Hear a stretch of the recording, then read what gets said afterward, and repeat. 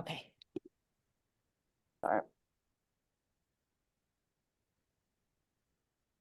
Because that was a great conversation, Miriam. Let's bring it up. Welcome, everybody. Yes, definitely put in the chat where you're joining us from. Let us know what city, state, location, time zone, and share your LinkedIn so we can make sure everybody connects with one another. Welcome, guys. So I'm so happy to introduce the fact that we are doing this menopause, mental health, menopause, and aging conversation. And this came about because we're going through it, right? And whether you're going through it in the early stages or in the latter stages, or you're getting ready to, as you're nearing that aging limit, which we'll talk about that too. Women are silently suffering, and we're not talking about this. Our culture and community was not told to talk about this. We don't know what's going on until we get to the point where we're distressed and we're trying to find answers to how we're feeling. And then we do the research, and then we realize, wow, I should have definitely done a lot more earlier in my earlier years to prep for this. So we want to bring this up so that whether you're in the pre-stage, there are things that we should be doing now to take care of our mental health and prepping for this stage in life, and things that we need to be doing while we're going through it, especially when it comes to the medical industry. So we'll chime into that. And now I want to introduce our guest panelists. Ileana will be joining us. She's going to be a little late. I told her she doesn't have to join us. I know she's going through some things herself right now. She's in Mexico, but she'll probably pop in at some point. But I want to introduce our two panelists, Karina Moller, Jamnia Cortez. Definitely would love to hear you both share an intro with us real quick. We'll start with you, Karina. Oh, okay.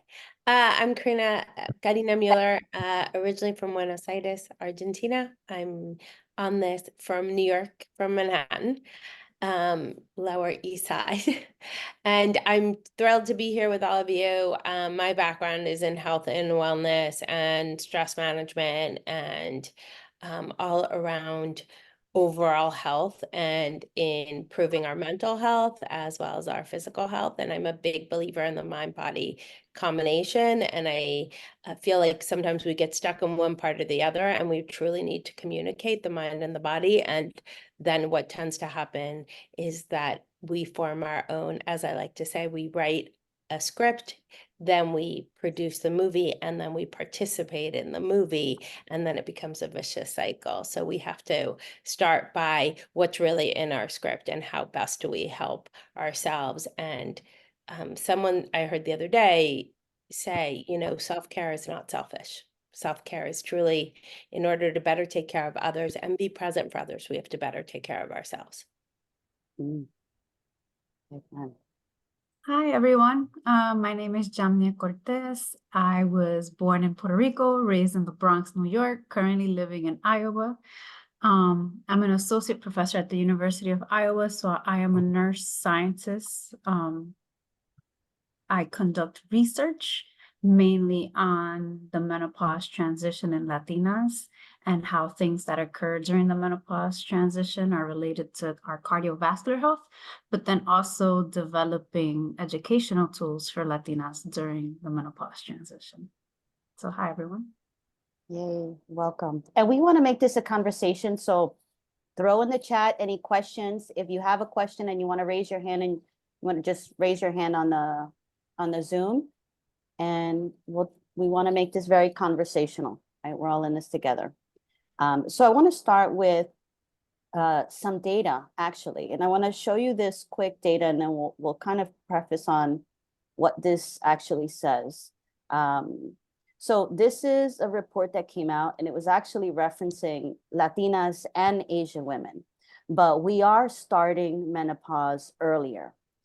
So if you're noticing any strange symptoms that you may be having in your late 30s, it could be your mid 30s, this is starting earlier. So I wanted you guys to know this because it is a fact. and you're not crazy. And now let's address some of these things, right? So I want to start with you, Jamia. Like, why do you think, what do you think about menopause, and why is it important for us to normalize what's going on with us? Well, one of the things is what we've been talking about in terms of having a conversation, because if we continue to suffer in silence and not talk about it, then we're not going to make things better. A lot of the times people think they're going crazy. Things are just, they're a completely different person than they were before. And it's isolating. It can be isolating when you have conversations. And we've seen that when you have peer support and social support, you have a more positive menopause experience, and you can have a better quality of life. Because what happens during the menopause transition is that with everything that's going on, with the stress, with the mood changes, with the symptoms, and you don't know what to do, it definitely impacts relationships and impacts your quality of life. So that's why I think it's important to have these conversations and to normalize it. Yeah, I'll throw that to you, Karina. I couldn't agree more. I mean, I think as Latinas in general, we don't like to talk about these things, and we've been educated by our mothers, our grandmothers, that like we can control everything and we can take care of everything and we can look fabulous and we have to look fabulous all the time and we have to be successful and we have to be perfect at everything. So you can never admit that like you're having these symptoms, or I feel like I'm going crazy, or I have brain fog, or and especially coming from the Argentine culture, which takes all of this to like an extreme of like you always have to look perfect and be perfect, right? And it's amazing because I've been able to have conversations with my American friends, but not a single one of my Argentine or Uruguayan friends has even brought this up. It's like they are still like, what? And that's why I really think that we shouldn't be afraid, and we shouldn't be afraid to be vulnerable, and we shouldn't be afraid to admit I've had brain fog, or I've had an anxiety attack, or I'm sweating like a crazy person. We should be able to be comfortable and feel like there's safe space, and you can actually talk about this and show your vulnerability and what's really happening to you, and not look at it as a weakness or not being able to be perfect. Yeah, I love that. And I wanted to have a slide of showing what some of the symptoms are, right? There's many symptoms, but these are the key symptoms that when I looked at this and I read it, a couple of years ago, I'm like, oh my God, like it just made me feel like this is exactly what I'm going through. So I think it was important to share because some of you may experience some of these and you're wondering what's going on. Me estoy poniendo viejita, or what's happening with me, and I'm not the same, right? That's the thing, is I'm not the same. So do you get a lot of that, Jamia? Like I'm not feeling the same, and I'm not the same. I'm not the same person. I feel like it's different. Like I'm a different me. Like it's no longer me. Like losing yourself, losing who you were, and then wondering, how is this just it? Is this how long it's gonna last? But a lot of people, after you go through perimenopause and the menopause transition, it does get better. Like you do begin, once things start to level out, you do begin to see some of the symptoms, a lot of the symptoms subside, and you do begin to feel more like yourself again. But it's also like another opportunity to then implement a new phase of your life, and then taking advantage to implement different healthy lifestyle choices or different things that maybe you weren't doing before. I did want to add to this list that some of the things also, oh, you have a hair loss and then brittle nails. A lot of people, nails are brittle, break more easily. yeah. And for Latinas, I've been seeing a lot in terms of like allergies, like new allergies, and some research we've been seeing that just like new emerging allergies.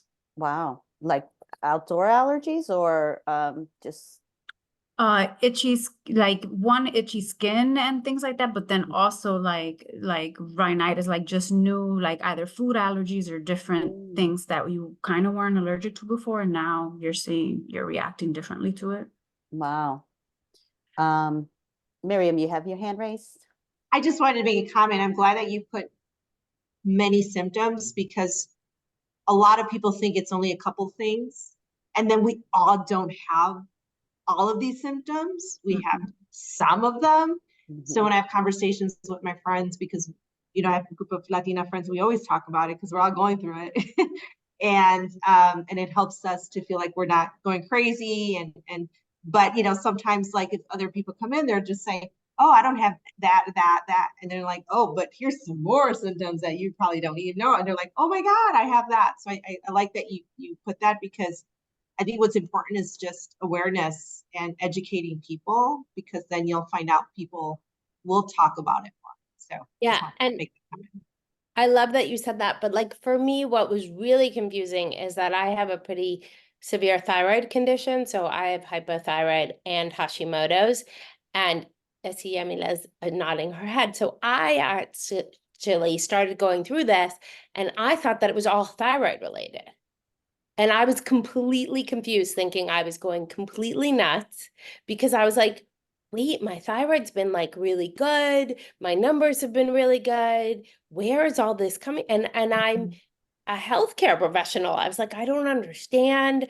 I've been really good about this. And so it became even more confusing to me, because I was like, wait, I'm not supposed, like, is it my thyroid? Is it something else? And until finally, like, a couple of my friends, like Miriam was saying, a couple of my friends were like, you're in menopause. This is not, it could be your thyroid, but you're in menopause. And I was like, what? Because, you're so trained to like think of one thing in one path.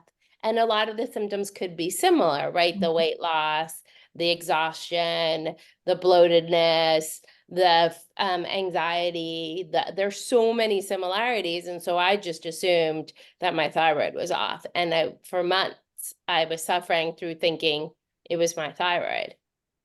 Yeah. Let's talk about the medical industry for a quick minute, because we need to. And I shared a video by Halle Berry, because she's Halle Berry, and she expressed what I was thinking, right? And I was feeling, and that's the fact that the medical industry does not know enough about this, nor are women as a whole taken seriously when they walk into a doctor and say, I'm feeling these things. The doctors don't automatically equate, to, okay, you could be at this point in your life due to your system. So Jamia, you're in the medical industry and as a nurse. So what do you see? And I see nurses being a little bit more understanding, because the majority of nurses inside offices, for the most part, are women, are female. So they're a little bit more empathetic to understanding that. But what do you see in the medical industry when it comes to doctors understanding what women are going through and being able to advocate for women versus judging women? Because I'll get into more on that later. That's a good question. And it goes back to something that was said earlier. They don't get a lot of training. There is not a lot of training, nor in nursing school or medical school, on menopause. That's something that now we're hopefully changing. So I did mention before, I don't know, not in this conversation, but there is the Menopause Society, and they do have a list and a directory on there of individuals who are menopause certified through the Menopause Society. So I usually point people there, but we don't nearly have enough. And so one of the things that we're trying to do, or that they're trying to do in the Menopause Society, is to, bring more awareness. It's one place that there is right now for provider education, but we need more widespread education, because people do not feel comfortable. And patients expect the provider or a lot of the times in my focus groups, like, the patients expect that the provider will bring it up, because, let's talk about menopause, anticipatory guidance. What should I expect? Providers don't feel comfortable because they don't know how to manage it. So then no one is initiating the discussion. And then when the patient does initiate the discussion, a lot of providers are uncomfortable because they don't have enough training, which is why it's important for us to have these conversations, because then at least if we're coming in able to ask questions and to point to like what we're feeling and what are the symptoms that we have and what the conversation is that we would like to have, then that can kind of steer it in the right direction. But we do have a lot of this, there's just a lack of education on both sides. And so we hear all the time about women who feel dismissed, or like, or if they do say, oh, that's just menopause. Well, let's sit down and talk about it. Don't just tell me it's menopause. I think it's menopause. So what should I do? What are some of the steps that I should take? So yeah.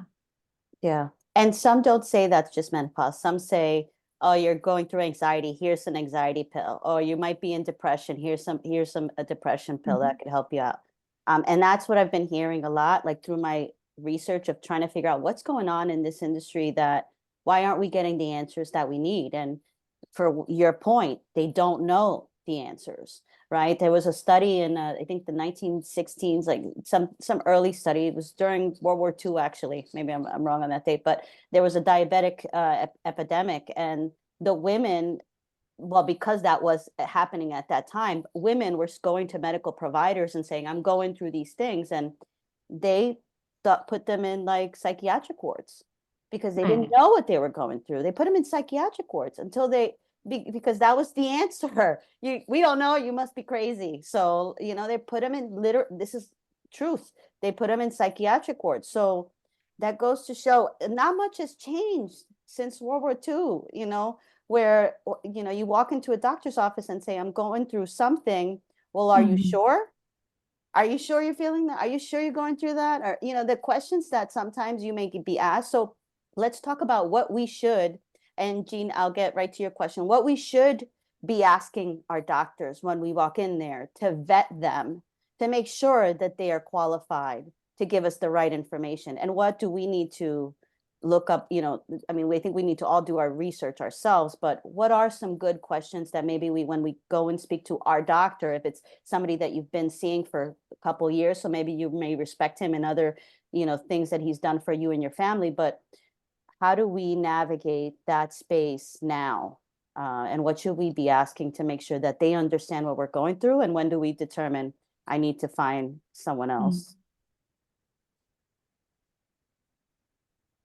Yeah, that's a good question in terms of when you have someone, because I always think about when you're looking for someone new, because I go Both. towards the menopause certified directory, and I go to the menopause clinic, because we do have some now, like the University of Iowa has one, University of Michigan has one, where they have like their menopause clinics. And so I feel like those, if they're accessible, but that's the thing, is they're not always accessible. If they are, if you see that there's someone with the menopause specialty certification, and if you see a menopause clinic near you, those would be the ones that I would look for. Now, in terms of if it's someone that you've been seeing, you would want to know how comfortable they are talking about menopause, if they do see other patients in their clinic with menopause, or in their other patients with menopause, if they've taken additional training with it. It's almost like question their authority on the subject matter, because as women, we need to be questioning the authority of our doctors and make sure that we ask them that. So I love that. And I didn't know there was a menopause directory.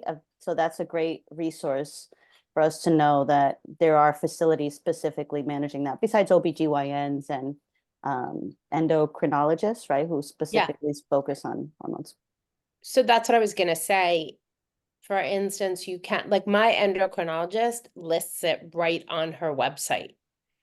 That one of the things she does is menopause, replacement hormone therapy with menopause, but it fits into the whole thyroid, diabetes, nutrition aspects. But because I've worked many, many years in the healthcare industry, and what I always say to people is, you have to be your own advocate. You really have to be your own advocate, whether that means having conversations like this, whether that means me calling Sandra and being like, do you have these symptoms? Who are you talking to?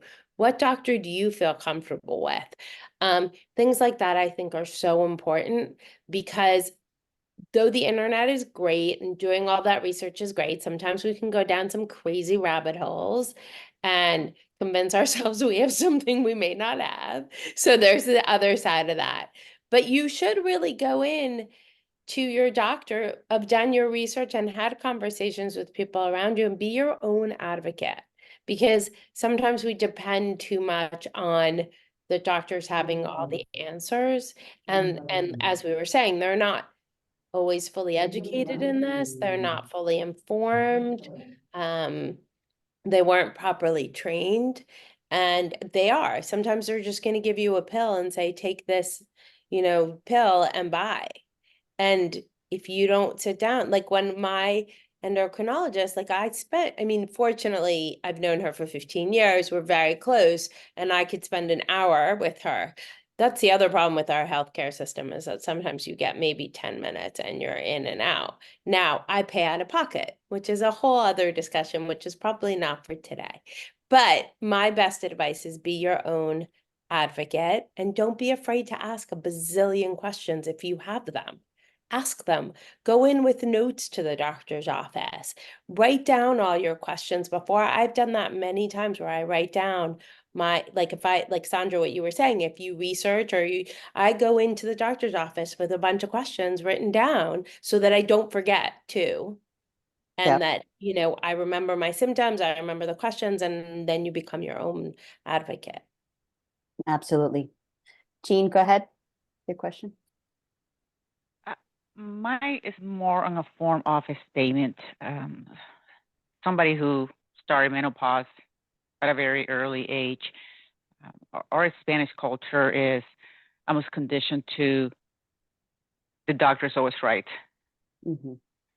And but also one thing that I have noticed with my condition is that, because I also have other conditions that I'm dealing with, it's very easy to outsource our care to a doctor. And I don't mean not having a team of doctors who we are going to go and see, but I found myself doing that. And I'm actually writing a book that is called Reclaiming Your Power and Why You Should Not Outsource It. It's because I found myself, when I was going through a different situation, that I'm going to the doctor and I'm wanting them to give me, somebody who only sees me for 5 or 10 minutes, I'm wanting them to give me all the answers and load me up with all these medicines. But then you leave the doctor's office and you're not watching what you eat. You're not watching what you're putting into your body. You're not exercising. You're feeling like crap, right? And all this stuff, you have this recipe for disaster. So unless you have a very intentional round plan about how you're going to tackle, this condition, I just don't. I think it becomes very tricky to navigate. For me, is I started feeling the sweats and those in the symptoms, and I went and saw my gynecologist, and she gave me something called, there's a natural, and it helped me very much. I think it's called, I'm not prescribing, it's called Estravera. And you can actually get that on Amazon, and she had me take that for 90 days, and it helped tremendously. Those hot flashes. But what I also did is like, okay, well, how much alcohol am I drinking? Because I'm also going through military sexual trauma, and that's, so what am I doing? And once I started changing all that stuff, I mean, I kid you not, I went from having, I think, like 10 hot flashes a day, and today I can say probably I'm having like 1 a day. So I just wanted to kind of share that perspective, because I was very quick to, what's the doctor going to say? What are they going to say? What are they going to give me? So I just stopped and say, you know what? I got to take control and be responsible for my health too. Over. Yep. And that's why I brought it up, because there are families that think the doctor has all the answers. Just go to the doctor. Just go to any doctor. They know. They don't know. So I was just going to say that I agree with that, because I started doing my own research. I'm 51. I started maybe at 46, starting to feel the symptoms. And now, I have this, I take estrogen, I do my this, and I do this for brain fog. And I'm in such a great place. I do yoga. Like, it's all about your lifestyle. Like, even my palate has changed. Like, I can't go and have like greasy burger anymore. I'd rather have tapas. But my body has changed, and I had to realize that. You said, Sandra, earlier that, or I think someone said that allergies, you start to get allergies. My mother, she started to get allergies. She owned a salon for 20 years. She can't color. She's getting allergy. Broccoli, pork. She didn't have any of that until she got older. And now I'm starting to think, oh my God, there are certain foods that I can tell my body's just not. So I think it's an eye opener for women too, that you need to make a lifestyle change, and because our bodies are just evolving. And that's really hard because if you're used to doing a certain thing, but I'm trying everything. I even have my book, Menopause Bootcamp. So Yep, yep. Ileana, you have your hand raised? Yes, I just wanted to add, oh, let me add my camera here. I just wanted to confirm and justify that sometimes the providers may not know what's best for your body. And I had that same experience because when I started menopause, I had my irregular cycles and they immediately put me on birth control. And they said, this is going to fix you. I tried various birth controls and I was hemorrhaging. I felt like I was hemorrhaging. And finally, I listened to my body and I decided to get off the birth control. And the moment I got off the birth control, I was fine. I was perfect. So sometimes it goes back to, I believe, what Jean said, we think the physicians know what they're doing, but sometimes we just have to listen to our own bodies, because I had to experience this for a full year of just having a period for months, every month. And it felt like I was hemorrhaging and I was low in iron until I finally decided I'm just getting off of this. And I've never felt better. So just wanted to add that. Yeah, awesome. And I do want to reiterate the importance of exactly what you've all been saying and the lifestyle changes. We do know not smoking, no alcohol, physical activity, healthy diet, all of these have been shown to improve your symptoms. And also, this is a time period where you're losing bone. So you don't want to lose any more bone. That's why you want to enhance, and doing aerobic exercise, but then also making sure that you're doing weights and resistance exercise as well. And that they do improve, yeah, like I said, the cardiovascular health. Diabetes is another thing that gets complicated during the menopause transition. Bone and stress management is another major piece too. Like, mind body connection, and in terms of just different the stress management in terms of depressive symptoms, sleep disturbances, vasomotor symptoms like the hot flashes, the night sweats, and things like that. So it is really important to do that. That's key. Absolutely.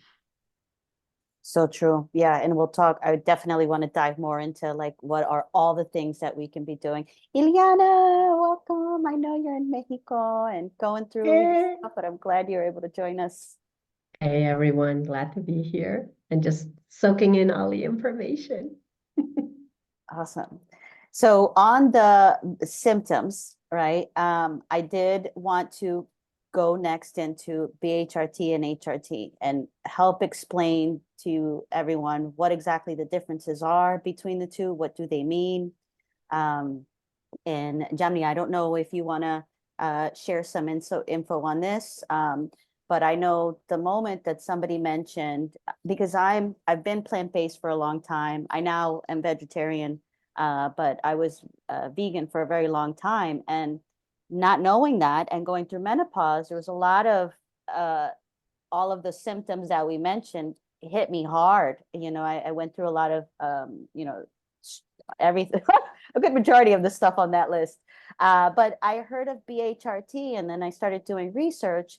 And then I really got interested in this whole mechanics of what's the medical industry would subscribe or would prescribe to women who are going through something. So I don't know if you want to share some insight, or I can kind of share a little bit about what I learned, and then you want to chime in on that, or? Let me hear what you've learned, and then let Yeah. me. Yeah. So you might hear, or if a doctor says, hey, it would definitely need to put you on some hormone replacement therapies. Is it HRT or is it BHRT? So HRT is typical hormone replacement therapy that can be made up of synthetic hormones put together, a construct of whatever that is to put together to deliver your body hormones that would, in essence, replace what you're going through, right? Because we do have to figure out, how do we rebalance ourselves, right? We can't just, it would be wonderful we could take roots and plants, and we can. That's a whole nother thing we can dive into, right? Like for low libido, maca root, right? There's a lot of things that would help us out. But BHRT, if you are going to entertain the idea of hormone replacement therapy, bioidentical hormone replacement therapy is where you want to be if you are taking hormone replacement therapy, because bioidentical hormones means that the hormones that they're giving you are they're biologically identical to the hormones your body self-produces. So when your body absorbs that hormone, it is absorbing it like it thinks it's itself, right? It thinks it's the natural production because it's chemically constructed in the same way that the natural hormones that you produce. So you want to always go bioidentical because they're more natural, they're plant-based, and they're made chemically identical to the ones your body produces, versus a typical hormone replacement, which are synthetic hormones that your body can absorb, but they're not biologically identical to the ones your body produces. So there is a difference, and there's issues also that come along with just standard HRT. How'd I do, Jamnia? That's my approach to it. And I know this is why I was like, I want to see what you say first, because there's some layers to it. Because there's some bioidentical hormones, kind of like what they call pellets, Yes. that we don't recommend usually, because of the fact that there's certain doses that you don't know how much is actually in there, or like where they're being made. So that's one of the things that I would say is to be careful. So if you go to a practitioner that understands and is menopause specialist, if this is one of the things that you want, because a lot of times if your symptoms are so severe that they're impacting your quality of life, then you do want to go hormone replacement therapy, then your practitioner would be able to give you like your specified doses that you want. And that is more accurate than some of the ones that are still called bioidentical, that are pellet therapy that's made somewhere else. So it's always making sure you know what's in there. The other thing is, sometimes people get confused. When do you need estrogen replacement versus estrogen and progesterone? So usually if you have your uterus, you want to make sure that you have estrogen and progesterone. So you need those, versus if you don't have your uterus, then estrogen's a no. Important thing also is that they do come in different forms and types. So you could get a pill, a patch, you could get localized, which would be a cream, like a lot of like vaginal estradiol for vaginal dryness and things like that.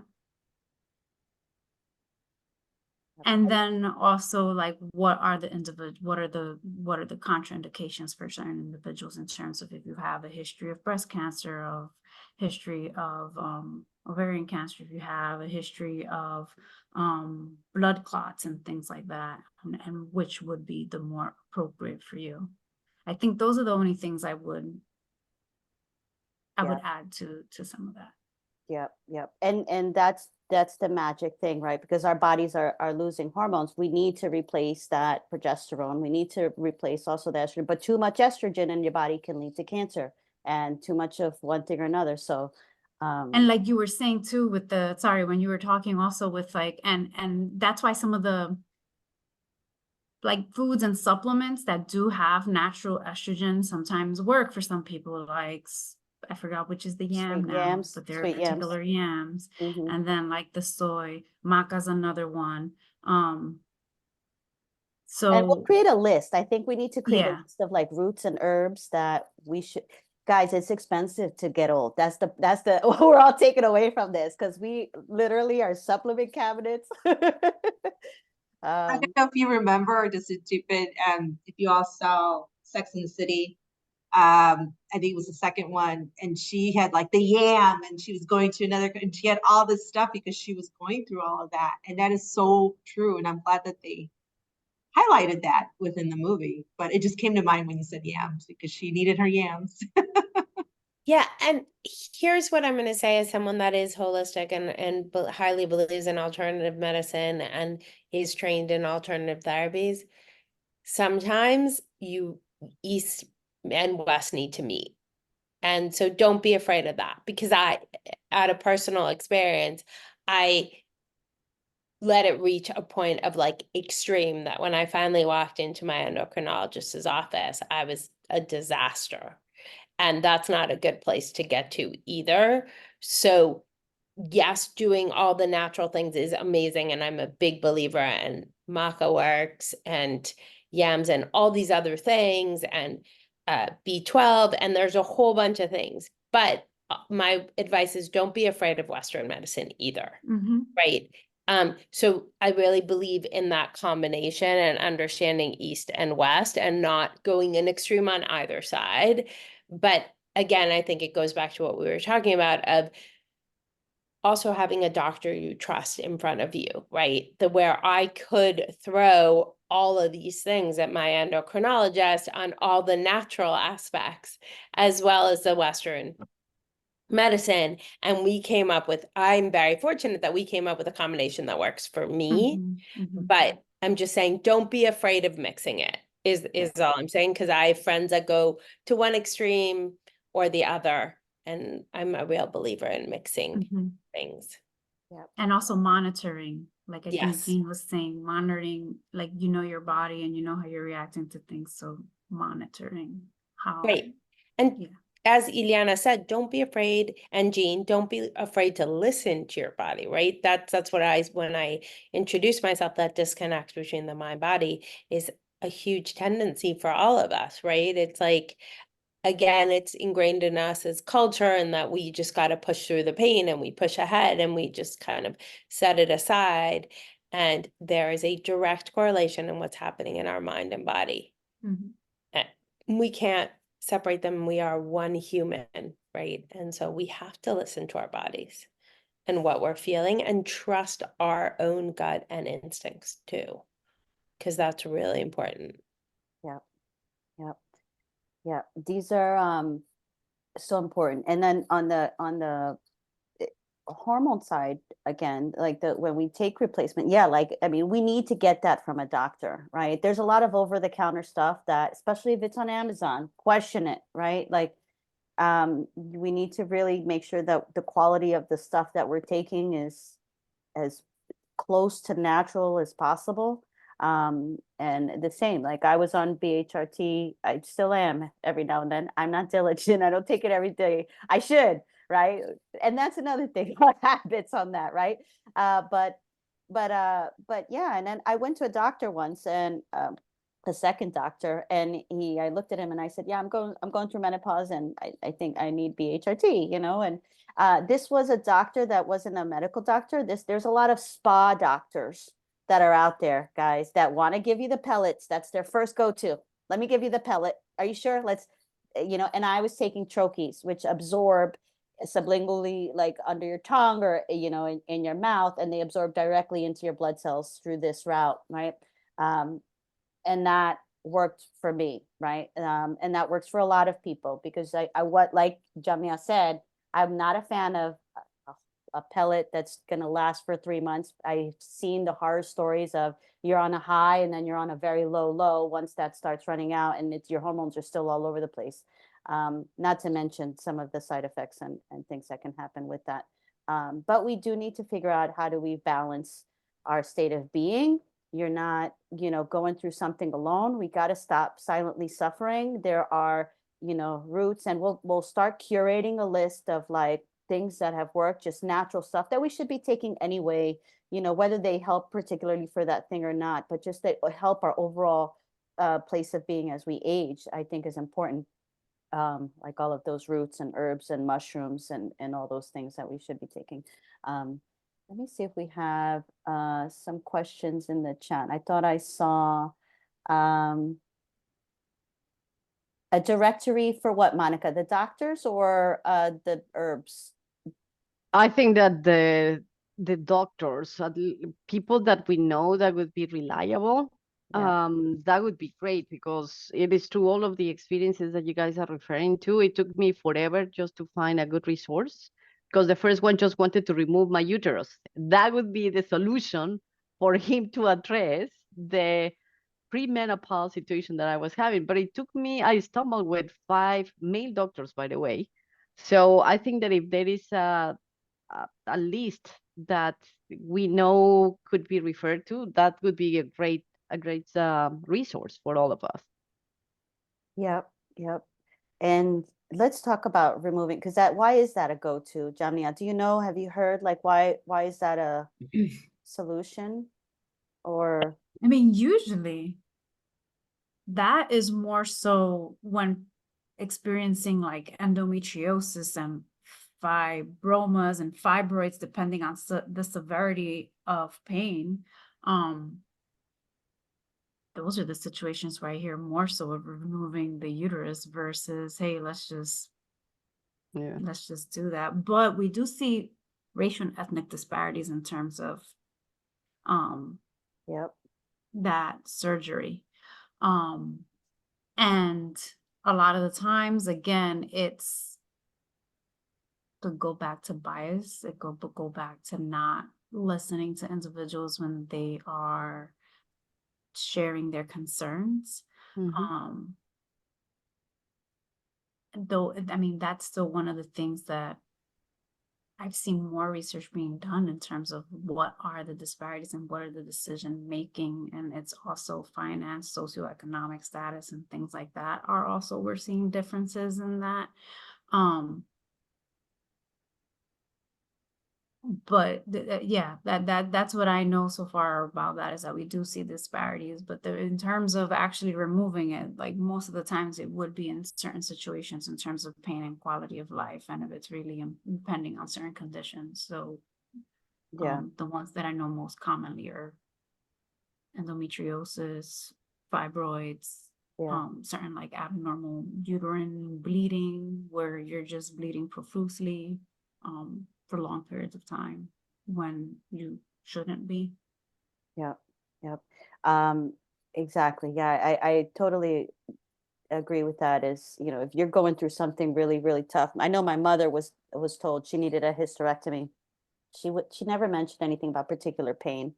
Somehow I was young, and suddenly she had everything removed, and my mother got Alzheimer's at a very early age. So we have to think about when a doctor says, oh, this is going to solve all your problems, let's take out these things. And you're like, okay, if I'm going to be solved of all these problems, then that sounds great, I'll do it. And then you don't realize that is a full stoppage of your hormones, full stoppage. Right. So we need those, women need those body parts unless it's critical that we need to remove them for some reason. But that is a full stoppage of hormones. And immediately after that, we need to understand that and this is not just for us, these are for the women around us too, that don't know, that we need to kind of spread this knowledge, because they're like, oh, yes, I'm going to be so much better. I'm going to feel so much better. My doctor told me I just, we're going to take out my ovaries. And because they're of a certain age, they're okay with that in their mind without knowing the truth behind it is that may not be the best route for you. So that's why. And we also do see disparities in terms of, like what I mentioned in endometriosis and fibroids. There are, women of color do have those types of conditions more often, and we don't have enough research in terms of why we see some of these differences. Yeah, like what causes that. But definitely, like, if you're gonna, understanding why that decision is the decision. Sometimes it doesn't even seem like talking about earlier that it's a discussion that's being had in terms of the decision-making process with the provider. And you want to know why, and is there an alternative? What can you do? Because it's just full stop. Like, that's it. Surgical menopause. You're gonna need your hormone replacement, and that's what should go hand in hand. Yep. If you have to have that done. Absolutely. Monica, did you want to share? Yeah, well, I already shared a little bit. It was, in my case, it was shocking. Yes, I was bleeding profusely, but it was not even endometriosis. And I remember that I had a conversation with him, and literally it was the first visit, and his diagnostic was, well, his reasoning was, well, you are already at age, you are not going to be having babies, so let's remove your uterus. So I was like, what? What is going on here? So I said, no, thank you very much. I went to 2 or 3 until I found out a female, by the way. And then we were able to have a conversation, a different conversation. And then, long story short, I didn't go through that surgery. But to your point, I mean, it's there for a reason, not only to have babies. So it was a very machista way of looking at women, if you will, right? If you have a uterus and you are no longer at the age of having babies, well, remove it. And I was like, well, you are not going to be having babies, so why don't we remove another part from you? So the good news is I went with my husband because I wanted him to be my support going through this, because I was to the point that you guys are all making. It's like I was like, well, I don't know what is happening to me. And actually, as a male, he was very mad that the first thing that the doctor said was that. So that's how I was able to go through another thing. So that's why I think a good reference for good doctors for us in the future, but also for the women, us, it's actually a human way of just caring for ourselves, like good reputation dogs or and doctors and female doctors, by the way. And I mean, you were talking about Hispanics or women of color. There is a difference, and just talking to someone. In my case, he was a male, and he was a white male. So I had my odds, I would say, against me, but it was totally different. I have now a doctor here in Chicago, and she is a Hispanic. That makes that it's totally different. It's not the language thing. It's basically the different level of empathy or conversation that you can have. Yep. So that's my story. Thank you, Monica. Karina, you want to add to that, or? I mean, I always, when people call me, because I'm that part, because I've had the endocrinologist and the thyroid condition forever. Anytime someone's slightly off, I get these random calls from people like, oh my God, this is happening. I'm like, okay, not a doctor, but okay, you want to talk about it, let's talk about it. And it goes back to, if a doctor's going to tell you that, and it sounds like Monica's hit it spot on, go get a second and third opinion. Don't just accept. And I think it's what Jean was saying too, in our culture, and especially generational wise, you know, like I think in our parents' generation, our grandparents' generation, whatever the doctor said, it was their God, right? Male, female, it doesn't matter. Eso es lo que dijo el doctor, right? Like the doctor said it and it's done. And so we are conditioned to say, oh, but that's what the doctor said. And if a doctor is white male and they're telling you you need to do a hysterectomy, go get a second, third opinion. Don't just accept it. You know, I have had people call me and say, the doctor said I need to have my thyroid removed. Why? What's the logic? Is there a reasoning behind it? I'm like, no, no, no. Go get another opinion, go speak to someone else, be your own advocate and understand why. Why is the big question, right? So, and I get a lot of these things can be very scary and overwhelming. And, you know, not all of us have great people around us to support us either, and that's also a big thing, and that's really important. But the more we speak up and the more we create these circles of trust, and as Monica and Sandra were saying, the more we have lists of trusted doctors and lists of trusted medications or supplements or vitamins is also really important. And I'm also, and it sounds like Jean is too, and so is Ileana, and probably everyone on this panel, I'm a big believer in food is medicine. Yeah. And what you put in your body is really important, and it doesn't always fit with our cultural backgrounds too. Yeah. You know, and so we need to consider that too. What is the diet and how is it impacting our menopause, or how is it impacting our everyday lives? And how do we move forward through that? Yep. And like, absolutely what we put in our bodies, and also what we put on our bodies. you know, some lotions, hair dye, certain things, certain makeups, right? We need to be label read. I don't know, because some of that stuff's Chinese anyway, right? That you're reading, but we need to be adamant about the quality of stuff that we're putting in our bodies. And yeah, maybe support that small business where that deodorant is 3 times as much, but it has no aluminum in it and it has, you know, better stuff in there. You know, so all of that as well. I've actually taken people shopping, food shopping, and I go, if you don't understand the ingredients, don't buy it. It's pretty simple. Mhm. But buy what you understand the ingredients is. Also sugar.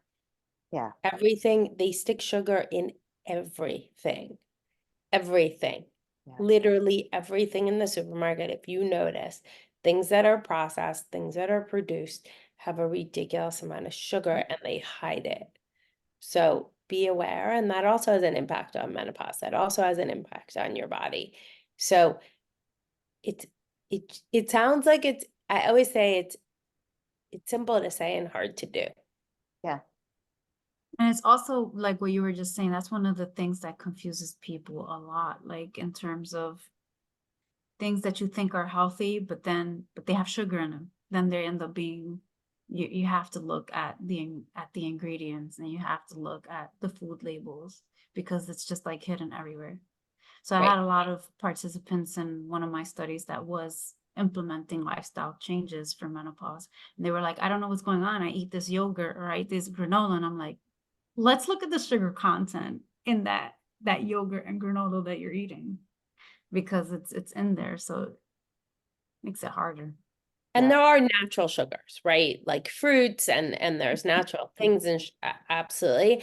And on the flip side, there's things that they stick a ton of sodium in too. Yeah. So Yeah. Mhm. you know, Yeah. it, That we don't need. So we're committing to reducing sugar, or at least all processed, no fructose, like none of that. Unfortunately, it isn't everything, but it's us really being adamant about the foods that we choose to absorb, because we know, especially at this age, in our 20s, we could burn through it, right? But now we need to be more conscious of the stuff that we take in. So I put together a quick, and this is a running list. I think we need to add to this. And if anybody, whatever you guys put in the comments, we'll start adding to this. But I wanted to emphasize the nutrition, eating real food, not processed foods, exercise and strength training. Yeah, and I'm not, we all, like, we need to kick our own butts, right? Like sometimes you get in your flow, like, oh man, it's been 2 weeks since I worked out, right? So we need to be adamant about it, because I know, and I feel sick to my stomach the day when I don't work out or I don't get a chance to go in the gym. And I'm like, I know this is not good for my health, right? So, but making sure that we are taking care of our muscles, because our muscles protect our bones and our bones get brittle as we age. So this is so important. Affirmations I put on there, because we do need to, with anxiety and depression, we need to like recheck the energy flow that's in our body and really direct that, because that we have complete control over, and that could in essence impact our cells. Breathing exercises, of course, making sure that we're breathing properly, supplements. And then I just started writing magnesium, which I didn't know about magnesium up until a year and a half ago. And that's when I started, and I'm 47, and I should have been taking that for a long time, you know, so, but things like magnesium, and there's like 5 types, maybe more, of magnesium. So we'll keep a running list. And then I put maca root, because aside from all the other benefits for low libidos, if you're in a relationship, and sometimes low libido and those things can be an issue, right? When you don't feel like doing that. And maca root certainly helps in that avenue as well. And that maintains, just keeps everything healthy. And Jean, before I throw it to you, there was an article that came out by Rod Stewart and his wife, that their marriage almost ended. Rod Stewart, everybody, right? I think, more or less. He was saying that my wife changed completely. She was another woman. We were on the verge of divorce until I realized that some of those issues were because she was going through menopause. And I wanted to like lay that groundwork, because that affirms that you're not alone. We're not alone suffering through these things. And it's just me, it's just my body that just doesn't want to do certain things, or is not capable, or I'm foggy brain or whatever. It's because this is a real thing that we haven't addressed, and we have a lot of chemicals and all these other things that are in our air and our environments that impact us. But we need to, so long as we have the knowledge, we can now take the steps, the nutrition, the strength training, the supplements, to make sure that we're doing the best for ourselves, to give ourselves the best shot. Go ahead, Jean. One thing that I have found very, very helpful, because this is a mental health journey going through menopause, is having an accountability partner. So I have one for specifically for things that I need to be doing for myself. The gym specifically, you know, we're texting each other, hey, are you coming? Are you coming to the class? Nope, you need it. Come on, let's do it. Come meet me at the class. And so that is super, super helpful. You know, if you don't have an accountability partner or somebody, I call them your cheerleaders and protectors. All of us need those. And I have found myself 2 or 3 that I can count on to keep me accountable to taking care of myself. I love that. Yeah, yeah. Like, even if you have a girlfriend that doesn't want to come, like, force her to come. Force her. And sometimes we need that from each other, right? You feel extra love when somebody's like, no, you're coming with me because I know this is going to benefit you. It's going to benefit both of us. We need to be more adamant about getting our friends and making sure we're doing those right things. It's also more fun. When I walk into yoga and I see my crew, and my endorphins are instantly like exploding because it's my crew and it makes me really happy to see them. So I haven't even started class and I'm already happy. And there's hugs and there's hellos and there's like, it's, it's sort of that instant bond too. And then, as Jean was saying, it not only accountability, but it gets you excited to go because you're going to see that person or those people, right? And so it's like, oh, I really don't want to go there. I don't want to get out of my, but then you're like, oh, but I'm going to see so and so and so and so and so. And it's really fun to see them. And I love the teacher and I'm, really close friends with them. And so all of a sudden it becomes a social event. And it's not about necessarily the exercise, but it's about that social connection as well. I love it. I love it. Thank you, guys. I know we're getting right up to close to time. Does anybody have any questions or any last minute thoughts they want to share? And then I want to throw it to our panelists and have them close us out with something. Go ahead, Monica. No, sorry, Sandra. Oh, that the was from monkey. before? Okay. Yeah. Okay. All right. Jamie, I'll throw it to you to close us out. Last minute thoughts. I just want to say thank you. Thank you for holding this panel and this discussion. I think it's really important. We need to have these conversations and we need to, as we were just talking about, being in groups. Menopause is normal. This is a part of life, but there are, hopefully, from this discussion that we've all picked up on, things that we can do, and that it's a time for us to empower ourselves, learn more, and take part in, looking forward to a new stage of life and what can we do to enhance our health during this important, critical period of life. Yes. I love that.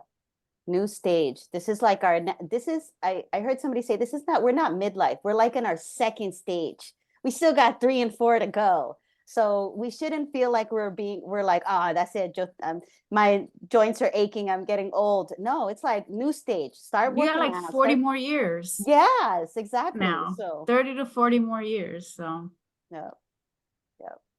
Karina, love to have your last thoughts. I would like to thank everybody for being open, honest, and vulnerable and sharing their stories, because I know that sometimes it's hard. So I really appreciate all of you participating with us, but also participating with your stories and your situations. So really thank you for that. And I guess my 3 points are: be your own best advocate. As Jean said, find your crew, find that social, physical support, and don't be afraid to talk about menopause. Don't be afraid.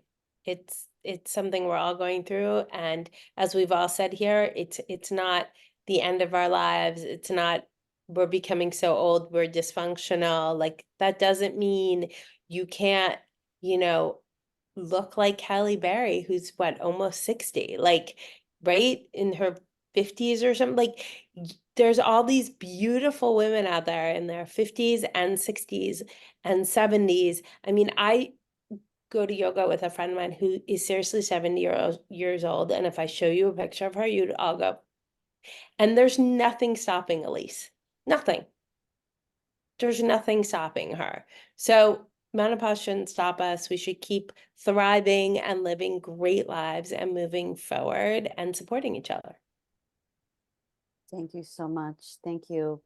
And thank you everybody for joining us. Just to echo what both of our panelists have said, we need community. We need each other to make sure that we're not going through things alone, because it can be miserable and you can lead yourself down a dark hole, right? And I've definitely faced that, you know, at a low point where I didn't know what was going on with my body, and until I realized and did some research. But also the idea of having these conversations, if you have sisters or mothers or aunts, and just bringing it up. And sometimes they don't want to talk about it because our culture technically feels like, no, I got to always show that I'm perfect and nothing's actually wrong with me. But we need to break that stigma by allowing other people to feel free to express what they're going through. And we need to have those spaces where they feel that sense and that warmth, because si no, no cambiamos, right? And we need to do this for, I don't have a daughter, but for the daughters, right? For our daughters, so that they can have better practices of self-care now, so that, and taking the vitamins and eating better now, and, you know, because our systems don't work for us. So we need to be the ones to develop a new system that is going to work for us, and it's going to keep our health as best as we can keep it. So we live vibrant, amazing lives as we should. All right. Thank you guys so much for joining us. We will have this recording available, and it'll be unlisted in our YouTube. So I'll send it out to the registration so you guys have it. Yes, yes, yes. Yay. It's almost like we're in a space. I'm like, I don't want to close. I don't want to hang up, because I want to keep this space alive. But we'll do more of these. If you guys like these, we need to do more of these and just continue the conversation, because maybe we can bring medical industry officials and really express our concerns, so that they make it a point to be adamant about getting the education that they need as well, to once they understand more concerns and more conversations like this. So thank you, everybody. If anything, to definitely join our hub, our United Latinas Mighty Hub. If you're not in there, unitedlatinas.mn.co. And we'll continue some conversations in there as well. But we will see you next time. All right. Thank you. Thank you, guys. Bye, everyone. Bye, everyone. Thank you.